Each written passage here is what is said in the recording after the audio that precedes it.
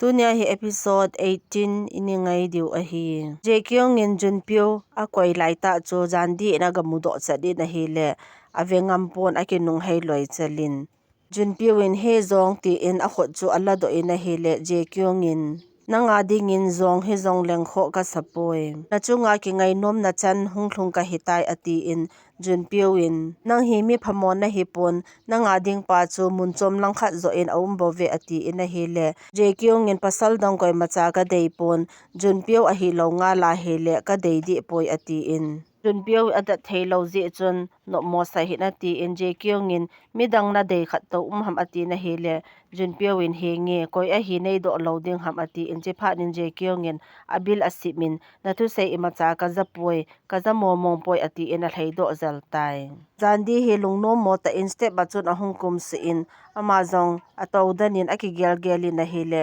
jihu hi amasanga anadingin amu phan hin akoma agachin thilha khat taw na mu ham hi tia chu na ati in Zandi akin do nin imacha ka mu poi ati na hi le jihu in na changa ka da hla a hi le tuila ki chom lu khaki na ne te tin apui do in alungmun na ding in room atawpi in Zandi athil mu cho geli na hi le akhot hi akithing thing zing in angol thim ka hi za ka khot zong hi ki thing thing zing ham ati in chipa din jihu in a khot chu atu cha he pi tan alungmun mo na ding chun gitar ape pi in la asa pi ta na hi le sam khat zawin Zandi hi achunga aki ngai jin ana I mudo tai Jekyong alunghan manin ice cream chu ane loi loi ta in Junpyo in adei chu Zandi a hi chu a het a hi aji chu Zandi in a hi sa khia ko na chu a het do a hi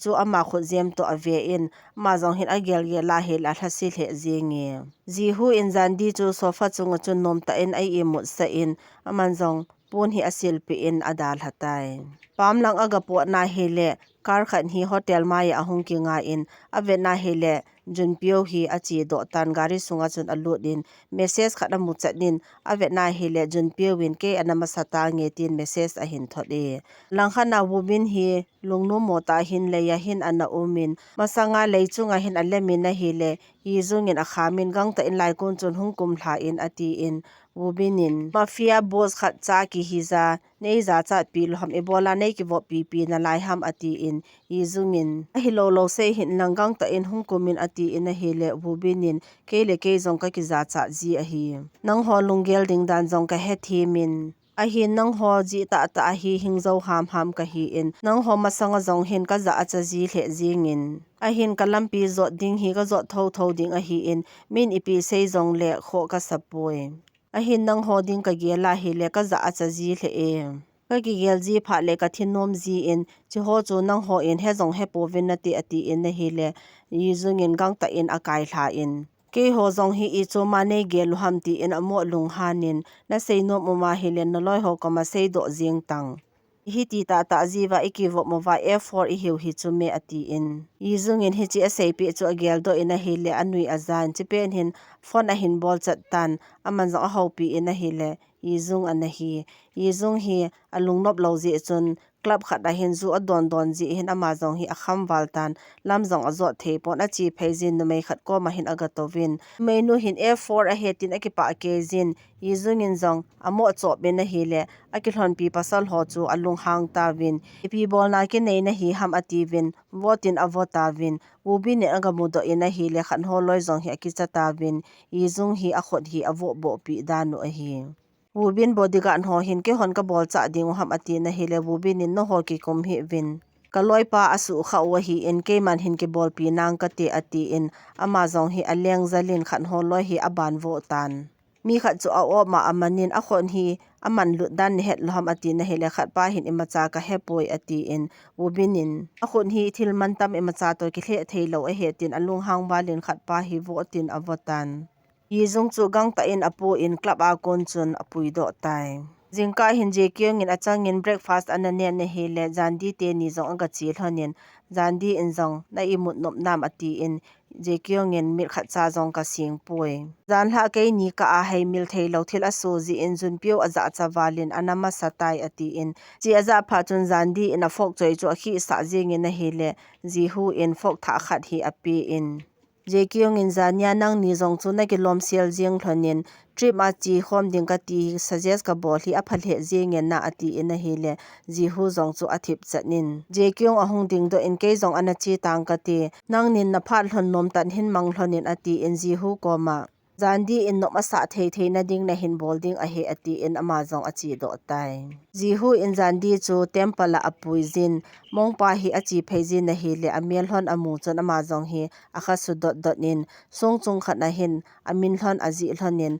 mun khat na tui a hin don pa hlon na hi le mongpa zong chu aga chi in Zandi in zong mongpa chu tui apin achi pe ta in a hi le mongpa in Jihu koma Ichi nunga chapang nu mel chu lotus pa tabang a hi in bun hlo la a tui su thinga pang tabang hiding a hi hiji chun ama hi phata in ki chin tu min ama hin in sung na hin siam khom pi ding a hi ati in a hi le ji hu zong chu alung dong ke ji te si pu pa hin patient khat a nei jin a patient nu hin nunga chapang nu chu ka mu do hi be e ati na hi le te si pu pan chapang a hi tapoi ati in te si pi nu hin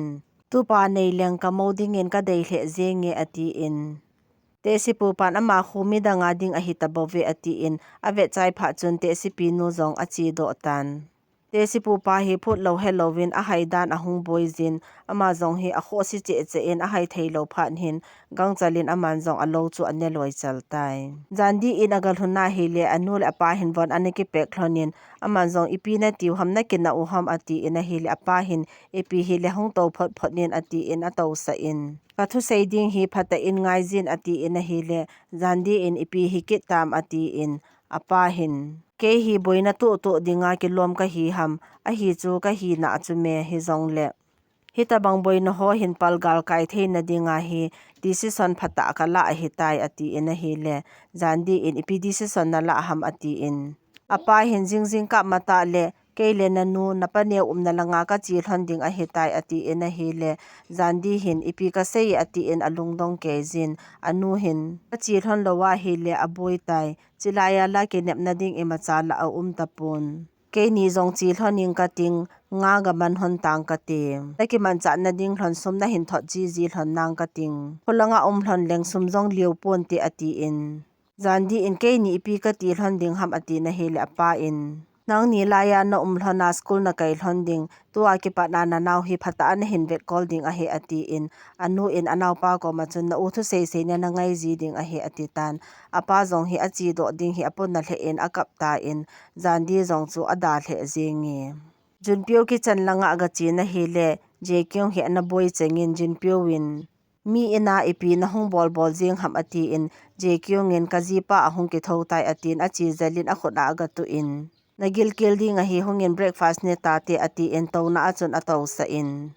Junpyo win avet na hele ne thei tam pita ki sim chu amu in chi ho hi nang sim ham ati in na hele Jekyung in henge ini hlandinga ka sim a he ati in Junpyo win ka ina buhon mi oma ebola nangin na sim kho ham ati in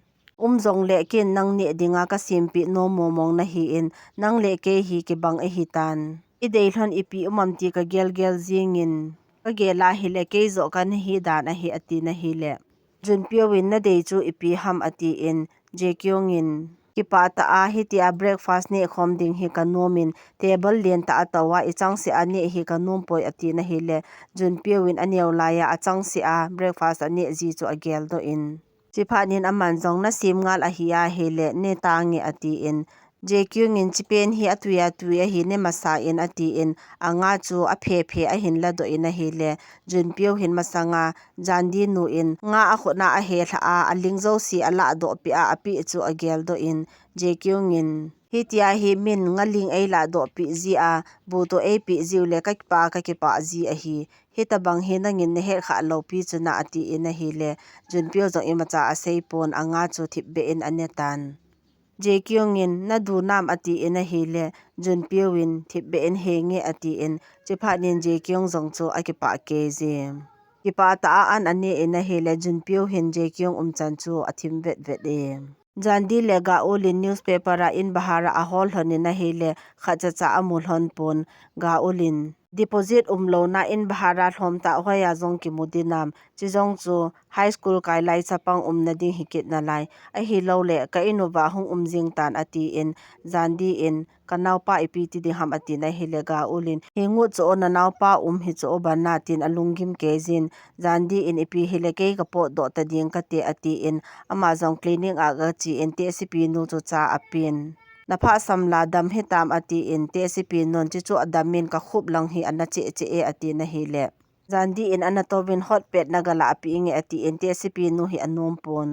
hoilanga ko na he banga mi pha hi na hung kon do ham ati in zandi chu aphat seizin newspaper apo chu alla do in aveda hi le in bhara ding a hol na a kol khum ho chu a hin mu do in umna ding in na hol ham ati in na hi le zandi in henge a hi in kemanta wang amu ha le zingi ati in tesipi nu zong hin a khoto ke ji jinpyo aroma agalut in a hi le je kyung ano umin amu pha nin lungdong ta in itian hung ham ati in a hi le je kyung in a khot a kai jin sofa chunga chun ato sa in a khot zem bom chu api in junpyo win zo ipi hamtin ave in a hi le sunga chun khot zem ni ano umin je kyung in vai ge le zong le hi chi hi e engagement hon give a hi in kute in a simpyo chu ka dei pon ke ma style a hi pon nang to ki bangding ka dei ji aka sim sa thu a hi ati in junpyo wading pen chu apin ave na hele asung langa chun je akizi in je kyong in e ni min a hi ati in akhut ado in nei bu pi in ati in a hele junpyo win khu zemte ni chu aboma anung henin thibena chi do gota na hele je kyong in hoya na chi got ham ati in junpyo win mun khat ka chi na ding au ume ati in je kyong in hoilai na chi got ham ati na hele junpyo win nang ka ji nu na hipon ka ji ding nu na hibove na ina na ki chi tan ati in a chi do tai a chi do zo hin je kyong in a hi chu a hin la do in ama hin jandi ko ma chi ding hin te ti hi aging mo e yizung a khot ana na potri a bol thei ta loading chu apon na le jingin ato na mun chu aven athamin na hele masanga yunza to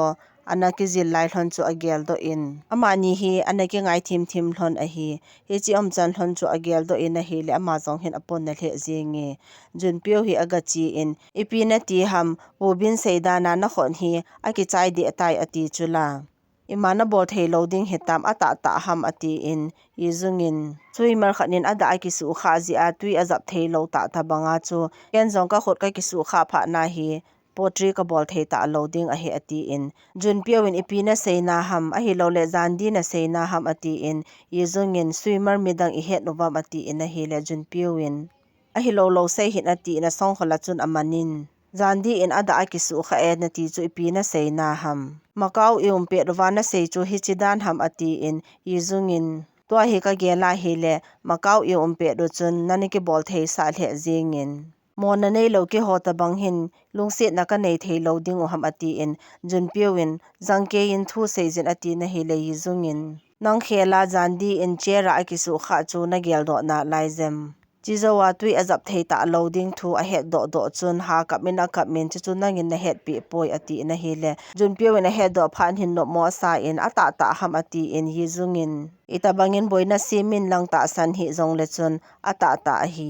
I ho hi ni ma cha bol lowin inu mai ho alungu isu no mo be ove ati in junpyo zong chu aki gel na hi le no mo asawalin ama zong thip chanin apo do tai zandi ga ul le anaupa in zong avon hi in khala muziu chan a hin thlo ta win ga ulin nang ni bo se no mhlon ding hi phading hinam ati in a hi le anaupa hin ima til hon pung ka ti a room ho zong anop sel nai ati in zandi in kipa wale ni hung ki thopi hlon vai ge ding a hitai chi ta in ati in ga ul chu asol do tai anaupa ko ma na phat ding hinam inu le pa lungim na ibol do loading a hi hungin ki pan ta hi te ati in amanin zong awan hlon hi a hin ki he tu hlon tai junpyo hi swimming pool a chun aga chi in ama khela zandi athu na ho chu agelin chuzong teng le makawa yizungin zandi tui zap thailo hu koimo hamti a sei chu agel do in aman zong zandi ko ma ipizana zap tal ham ati na hele zandi in ka hai tai ti chu agel do ki nin chuteng le hi ala a tuya a hi lu chu agelin na hele ama ji a hitia chu agelin na hele no mo asal he ni khat anu zong azin do go in secretary pa ko ma kom loka junpyo phata in a nevekolin he thim nam ati na hi le secretary pan zong he nge ati in anu hin izem tia boina khat oma hi le ne hin he sa pai ding a hi ati in secretary pan lungkham hi in chi jing tan atin asol do tai jan hin junpyo nom ta in ai emu in secretary pa hin file khat a choin aga lut in pon asil lo ji chon asil phat pi in aman zong a file choi chu ave in a hi le jandi aki chon do na lim a hi in ama hi junpyo a sei pi nom a hi junpyo zong chu ai muta ta the pon aki hi a he jing in a file chu alu khap no ya amu mu ding chon a koi pi tan chu zowin aman zong ada thlatai jingka hin angai na bangin jandi te ni ucha in zong newspaper le bongnoi hi a hom le le hlon tan a hop chai hlon hin amani zong ina aki le hlon ta in a hi le terrace chung langkhat pa hin junpyo anu umin ken zong bongnoi ka deije ati in coins khat hi a se phei pi ta na hi le jandin aman chanin junpyo win gang ta in hin se phei pi na ti in jandin amu pha nin laya chu ipi na bol ham ati in a hi le junpyo win ka ina ka chu ipi na lungdong ham tu nya ki patna chilaya hi ka chending a hitai ati in jandi te ni ucha jong chu alungdong ke jin jandi in lungdong ta in ibola laya chu na chending ham ati in a hi wangin junpyo win adon but pon amo nui sat tai aman jong a in sung hlon chan chu aga zui lut nin jandi naw pa ko ma nang se sen le kha sim hin lang na unu jong le kha sim sa ji in 11 zong ake ba be se lowa hile ki hodan zong a ha sa e ati in jandi in ipi training na la nom he zong le chi in lang phata in gala in tu ta di in po do jing tan ke ni ucha zong tu ta di hin ka boil hone ati in junpyo win to hi in hing e hil hon ta in hijita banga chu in hing ki lung to ta danin mu hi ti izem tia boina na nei hlon le na ki thopil hon nang ka ti ati in jandi in chiwang chu ka da theidem ati in a hele anaw pa hi anu men gang chalen junpyo khat chu a bengin jandi zong alung don manin amo to tai yunza in class ala pen hin ga ul hin ngai ta lowin aki gel gelin yizung to chan hon chu a gel do e class ki chei mi zo si po do nung hin ga ul aki gel na lam chun ato danin yunza in ipi ham na longgel sei do jing tang ati na hele ga ul chu akin do nin yunza in kikin sa in lang na lungsit na chu sei do jing tang ati in a hele ga ulin chi chu thamkhat ka ki cha dewin ama hi ke to ka ki ba lo na atami ati na hele yunza in lungsit na ki ti chu nga ha ji a lo hling a hi poi ati in ga ulin nang na lungsit pa to ipiza na ki khen ham ati na hele yunza in ke zong ama ko ma ko nom hle nan a hi wangin ke hi ka na ki lo si zep me ati in ga ulen achu ti le na lungsit na sei do kha mati na hele yunza in ka sei ham ka sei lo ham ke zong ka boizin izem tia khununga ke tabanga na ki si nom lawa hile tu hin hangsan ta in na lungsit na chu ga sei tan ati pe tai jandi a room agalu na hele in sunga chun thil anadim se nin junpyo agalu nin na to na ki cheya hele gang ta a in na hin zot theilo ham ati na phunin jandi in thil zo si hinangin na cho ham ati na hele junpyo win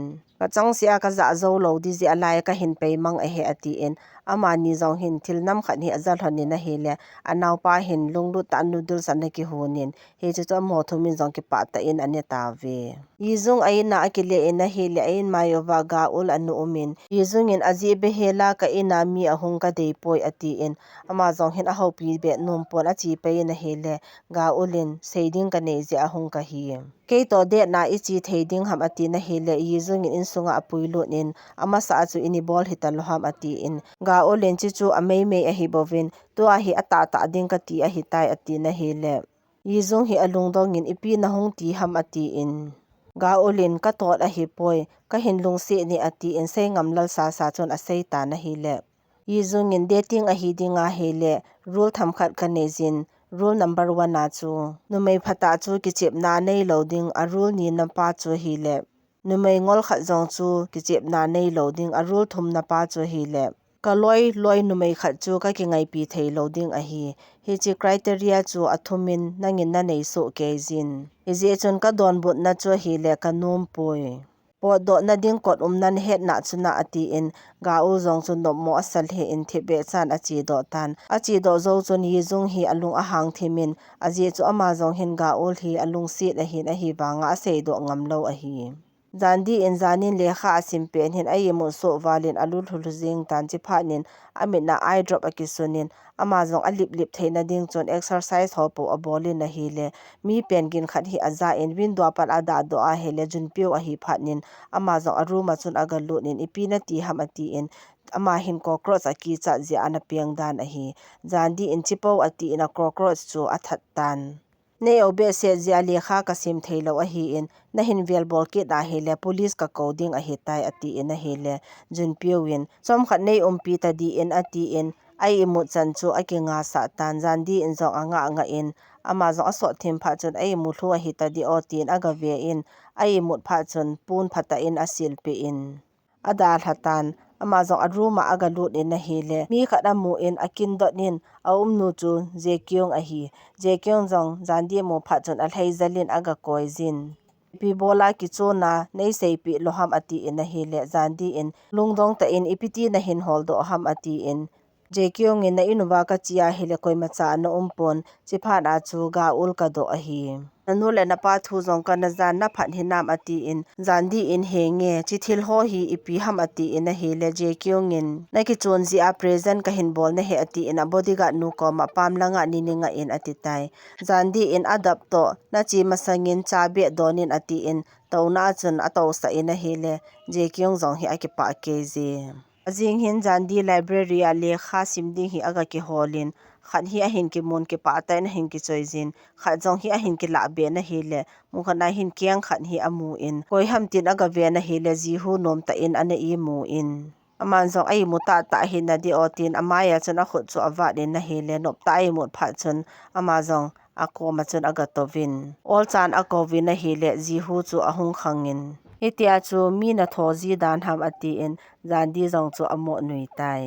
ama ni jong achi ji namun hlona chun achi hlonin zandi in art lekha bu khan hi aven na hele ji hu in art langa na lunglut lam ka na het lo a he ati in zandi in adi ta chu exhibition a ka chi a report ka ji ding dol ta hi in hi banga exhibition a ichi di le mantam wala ka chi zo lo a hi chi ji a chu lekha bua hi veda report ji ding ka ti a hi tai ati in a hi le ji hu in report chu iti le na submit ding ham tin adong tai phat om na lai ji chun nikhat art center muna chun akovin kot a hongin honglu din tin akaulut tai aman jong asunga painting ho chu ave sa le in jandin jong akimel chi in chi zawin be the chu ave sa ta in a hile table chunga lotus ke koi lim chu a hin mudo in jandi in hoya sel he in ji hu in hi chi jong chu na dei ham ati in a hile jandi in a hi poi apga lotus hi leila apa a hidem ati in athu do chu ji hu alungdong ke ji na hele zandi in imacha ati ta poitin apot do in ji hu in mongpa in a seipi chu agel do tai ve chai hlon hin pam langa hin atol hlonin na hele ji hu hin amit a singin ai i mu in zandi in a pencil le note pe chu alla do in ji hu chu phata in ave in aman jong alim chu aji tan ji hu ai mudana umwanga he het su ke a hi to a hi na model ka so kit hetam ati in a hi le zandi in ka hin tho kha na hi ham ati in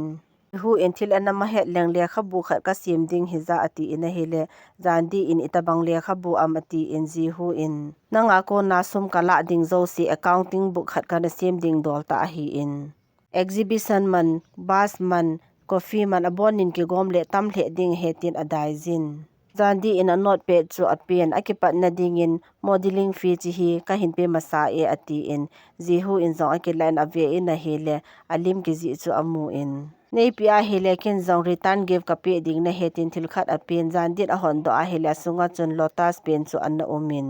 ji hu in lotus hin bun la atui nen ho zong asu thing ji a he ati in a hele zandi in amin jong chu angai in ana to jong chu a hoi hle jengi ati in ji hu in lotus hi nang tabang a he ati in a hele zandi in tun ka homework ka he do tai tin a ki pa ke jin te si pu pa in homework ana pi chu agel do in ji hu in ipi homework am tin alung dong ke je junpio aina achi in van aga ki got nin secretary pa koma kanu umlo ka hi nei ki thopi ding a he ati in chipen hin je kyong hi adru ma chun aga lu nin junpio win na phone hoya na koya mi na na chi ding a hele kol na bol ma sat na permission ne ki la ding hi chu me ati in je kyong chu lup na chunga num ta in a ki zamin Junpyo chu ada hli en hung tho do na ti na hi le Jaekyung atho do lo pha chon ama flara kon chon akai jin secretary pan amo nui sat hlonin ada hłatai Junpyo in akai do go na hi le Jaekyung in atu det cha khi e tunia episode 18 iseu hi chan hin ana chai tau te